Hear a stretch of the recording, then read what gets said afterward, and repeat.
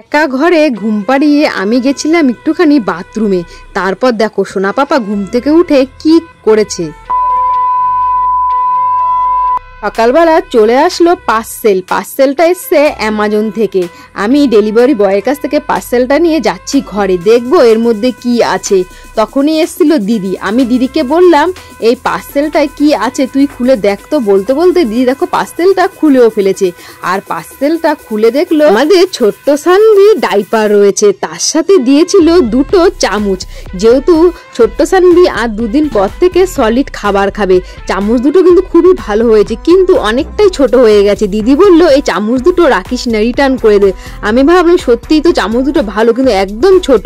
সানভিকে দেখো দিদি খাইয়ে দেখছিল ও ঠিকঠাক করে খেতে পারবে কিনা। সঙ্গে সঙ্গে আমি চামচ দুটোকে রিটার্ন করে দিলাম। আর সানভির জন্য যে ডাইপারটা এনেছি এটা ছিল ল্যাবের, খুব ভালো। একটুখানি সাইজটা বড়ই দিয়েছি, যেহেতু দিন দিনও বড় হচ্ছে।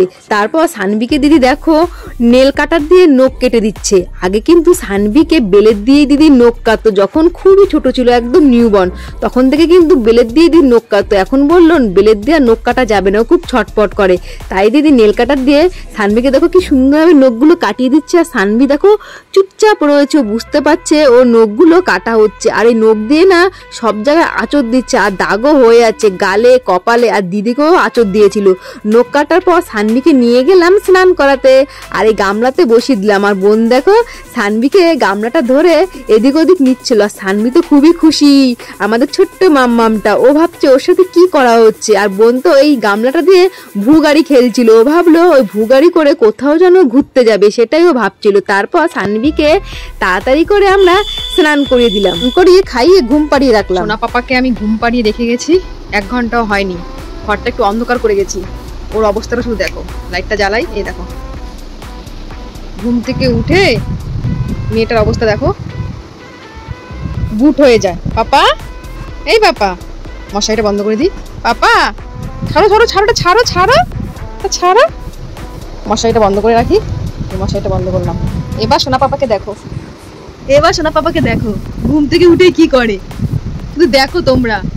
ওকে কি একা ঘরে রাখা যায়? এই বালিশটা দেখো দিয়েছি, বালিশটা যদি না দিতাম না দেখো এখান থেকে পুরো পড়ে যেত। শুধু দেখো ওকে কি একা ঘরে রেখে আমি কোথাও যেতে পারি? এখন তো নয় মামা বাড়িতে আছি, বাড়ি থাকলে আমি কি করব? ওকে রেখে রান্না করা, স্নান করা, বাথরুমে যাওয়া কিছুই তো করতে পারবো না। কি দেখছো তুমি, কি দেখছো পাপা? এই পাপা তোর ঘুম হয়ে গেল? 1 ঘন্টাও হলো না, কি ঘুম ঘুমালি? হ্যাঁ কি ঘুম ঘুমালি? এই দেখো পড়ে যাবে কিন্তু। মাম্মা কি হচ্ছে? একটুখানি ঘুমিয়ে তোর হয়ে গেল? হ্যাঁ खत्म,